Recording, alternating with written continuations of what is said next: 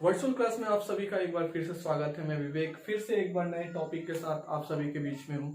आज हम लोग पढ़ेंगे वर्ब्स के बारे में। इससे पहले मैंने एडजेक्टिव के और प्रोनाउन और नाउन और पार्ट्स ऑफ स्पीच के बारे में पढ़ चुका हूँ, ठीक है। तो मैं इस वीडियो को हो सकता हूँ कि वर्ब को मैं 2 या 3 पार्ट्स में बनाऊं। तो उम्मीद है कि आप लोग ये पार्ट देखने के बाद आने वाले दोनों पार्ट्स को देखेंगे ताकि इसको पूरी तरह से समझ सके। क्योंकि वर्ब के विषय में हम लोगों को बहुत सारी जानकारी चाहिए, इसलिए मैं इसे 3 वीडियो में बनाऊंगा ताकि आसानी से आप लोगों को हर एक पॉइंट को मैं बता सकूं। क्योंकि मैं अगर एक वीडियो में चाहूँ इसे बताना तो बहुत सारे पॉइंट छूट भी सकते हैं और हो सकता है कि वीडियो बहुत ज्यादा लंबा हो जाए। इस कारण से मैं इसे पार्ट वाइज बताऊंगा। तो उम्मीद है आप लोग इसको शेयर करते होंगे ताकि सभी लोगों को यह वीडियो मिल सके। शुरू करते हैं हम लोग वर्ब के विषय में जानने। A verb is a word that describe an action, an event or a state of being। ठीक है, हम लोग यहाँ पे 2-3 वर्ड देख रहे हैं, एक एक्शन, एक इवेंट और एक स्टेट ऑफ बीइंग। ठीक, तो बोलता है वर्ब वह वर्ड होता है जो किसी एक्शन के विषय में, किसी इवेंट या किसी स्टेट ऑफ बीइंग के विषय में हम लोगों को बताता है। ठीक है, तो अब यहाँ पे सबसे पहले जानेंगे ये एक्शन होता क्या है। तो एक्शन क्या होता है? जो फिजिकल एक्टिविटी होता है उसको एक्शन वर्ड कहा जाता है। ठीक है, जैसे कि हम लोग बोलते हैं दौड़ना, रन, तो यहाँ पे रन क्या हो गया? एक फिजिकल एक्टिविटी है ना, तो वो एक एक्शन वर्ड हो गया। उसी तरह किक मतलब मारना, ठीक है, साउट चिल्लाना, ये एक फिजिकल इसमें एक्सप्रेशन हो रहा है ना। क्लाइंब चढ़ना, इसमें क्या हो रहा है? फिजिकल एक्टिविटी हो रहा है ना। तो जितने भी फिजिकल एक्टिविटी वाले वर्ड होते हैं उनको कहा जाता है एक्शन वर्ड, या फिर हम लोग उसको एक्शन भी बोल सकते हैं। ठीक है, अब इवेंट के बारे में हम लोगों को मालूम है, हम लोग अब पढ़ते हैं स्टेट ऑफ बीइंग किसको बोला जाता है। ये वर्ड हम लोगों को बहुत कंफ्यूज करता है। क्या है स्टेट ऑफ बीइंग? तो state of being show situation, ये सिचुएशन को बताता है। और we can say it describe the way something exist, कोई चीज किसी चीज में किस तरह से एग्जिस्ट करता है वो उसको डिस्क्राइब करता है। इसको हम लोग एग्जाम्पल के जरिए और आसानी से समझते हैं। जैसे हम यहाँ पे बोलते हैं ही इज प्लेइंग, वह खेल रहा है, तो यहाँ पे साफ पता चल रहा है प्लेइंग एक एक्शन वर्ड है, यानी वो खेल रहा है, यानी फिजिकल एक्टिविटी कर रहा है। तो ये जो प्ले वर्ड है ये क्या कहलाएगा? Action word. ठीक है, वो एक्शन को रिप्रेजेंट कर रहा है। लेकिन यहाँ पे देखिए I have a large family, यहाँ पे हैव क्या है? वर्ब है, लेकिन यहाँ पे किसी भी प्रकार का फिजिकल एक्टिविटी नहीं हो रहा। तो यहाँ पे हैव एक सिचुएशन को बता रहा है कि क्या है? I have a large family, हम मेरे पास क्या है? एक बहुत बड़ा परिवार है। तो यहाँ पे हैव जो है सिचुएशन को बता रहा है, फैमिली के सिचुएशन को, कि क्या है? फैमिली लार्ज है। तो यहाँ पे जो हैव है वो कैसा वर्ब होगा? वो क्या कहलाएगा? स्टेट ऑफ बीइंग कहलाएगा। इसके अलावा और भी बहुत सारे वर्ड्स होते हैं, जैसे स्माइल, ठीक है, हंसना, वहां फिजिकल एक्टिविटी। उसके बाद हम लोग बोलते हैं लुक, देखना, ठीक है, तो वहां फिजिकल एक्टिविटी वहां नहीं हो रहा है। तो इसके अलावा भी बहुत सारे वर्ड्स होते हैं जो हम लोग सेंटेंस के हिसाब से देखते जाएंगे। कुछ एक्शन वर्ड होते हैं, कुछ इवेंट होते हैं, कुछ स्टेट ऑफ बीइंग। तो यानी इन सभी चीज को डिस्क्राइब करने वाले वर्ड, एक्शन को डिस्क्राइब करने वाले, स्टेट ऑफ बीइंग या इवेंट को डिस्क्राइब करने वाले वर्ड को क्या कहा जाता है? वर्ब कहा जाता है। वर्ब एक वर्ड का भी हो सकता है, एक से ज्यादा वर्ड का भी हो सकता है। एक से ज्यादा वर्ड का वर्ब का मतलब क्या हुआ? आइए हम लोग देखते हैं इसको भी। जैसे यहाँ पे ही राइट्स अ लेटर, यहाँ राइट्स क्या है? एक फिजिकल एक्टिविटी हो रहा है। ठीक है, यहाँ पे राइट क्या हो गया? एक एक्शन वर्ड है, तो ये एक वर्ब है। ठीक है, लेकिन यह एक ही वर्ड है। लेकिन यहाँ पे अगला सेंटेंस में देखते हैं हम लोग, he will have been writing a letter, वह एक पत्र लिख रहा है। तो यहाँ पे क्या हो गया?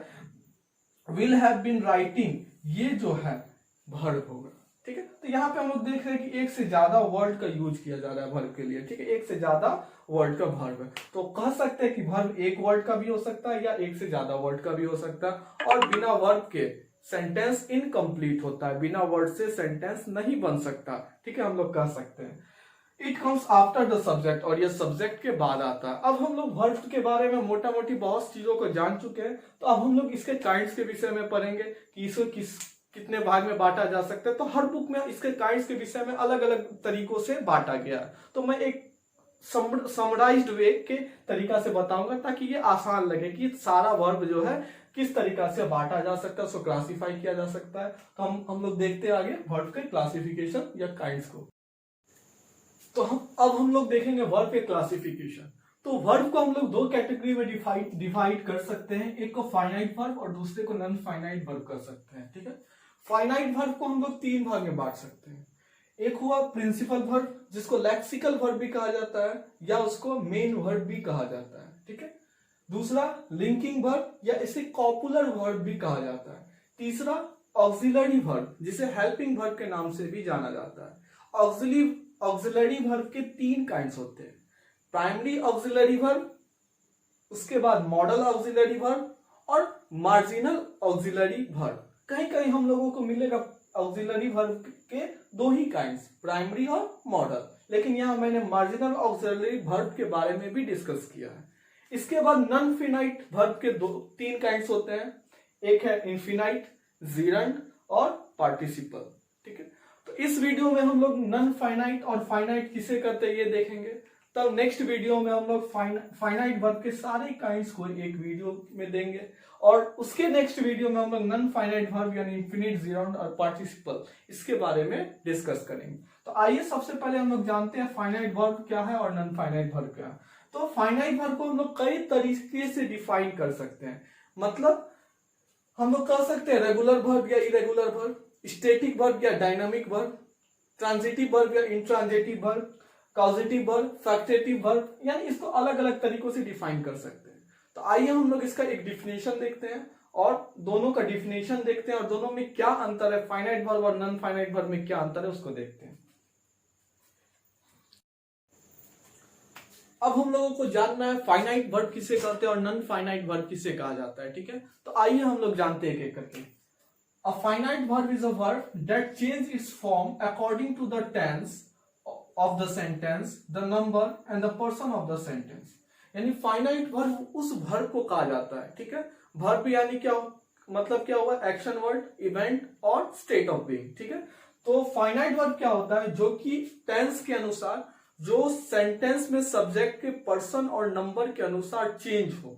फिर से एक बार समझते हैं, फाइनाइट वर्ब उस वर्ब को कहा जाता है जो सब्जेक्ट के टेंस, यानी अगर उसका टेंस बदलेगा तो वर्ब का फॉर्म भी बदलेगा। ठीक है, अगर उसका नंबर बदलेगा, सब्जेक्ट का नंबर अगर सिंगुलर नंबर में है तो वो वर्ब का रूप अलग रहेगा, लेकिन प्लूरल नंबर में है तो उसका रूप अलग रहेगा। अगर पर्सन अलग है यानी आई है तो उसके संग दूसरा वर्ब का यूज करना है, वी है तो उसका दूसरा फॉर्म का यूज करना है। अगर इस आधार पे चेंज हो, यानी वह वर्ब जो कि टेंस, नंबर और पर्सन के, वह वर्ब जो टेंस, नंबर और पर्सन के द्वारा अफेक्टेड होगा, उस वर्ब को कहा जाता है फाइनाइट वर्ब।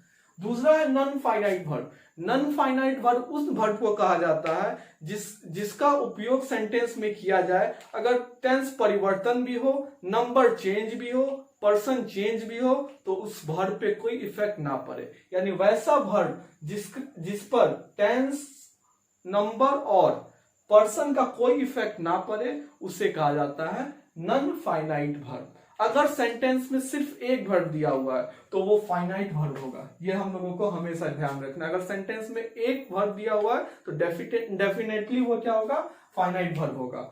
और नॉन फाइनाइट वर्ब का रूप किसी भी सेंटेंस में चेंज हो जाने से, यानी पर्सन, नंबर या टेंस बदल देने से उसका रूप चेंज नहीं होता है, वो एक तरह से कह सकते हैं हम लोग कि नाउन, एडजेक्टिव या एडवर्ब की तरह काम करता है। तो आइए हम लोग इसको एग्जांपल के तौर पे अच्छे से समझते हैं। जैसे हम एक एग्जांपल यहाँ पे लिए, आई लाइक रीडिंग बुक्स।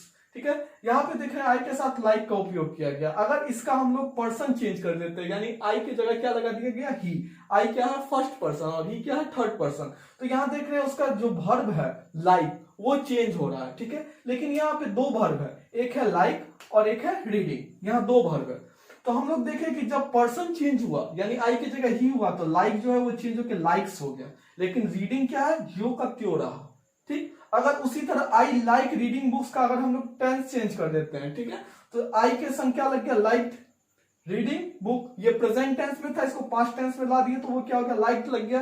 तो हम लोग देख रहे हैं लाइक क्या हो रहा है, जब हम लोग लाइक में पर्सन, नंबर या फिर टेंस चेंज करें तो ये लाइक का फॉर्म बदल रहा है। तो ये लाइक जो है वो कौन सा वर्ब कहलाएगा, फाइनाइट वर्ब कहलाएगा। लेकिन उसी सेंटेंस में एक और वर्ब है जिसमें सब्जेक्ट चेंज किया गया, यानी नंबर चेंज किया गया, पर्सन चेंज किया गया, टेंस चेंज किया गया, लेकिन वो रीडिंग का रीडिंग ही रहा, यानी वर्ब में किसी प्रकार का चेंज नहीं हुआ। तो ये रीडिंग क्या है, नॉन फाइनाइट वर्ब है।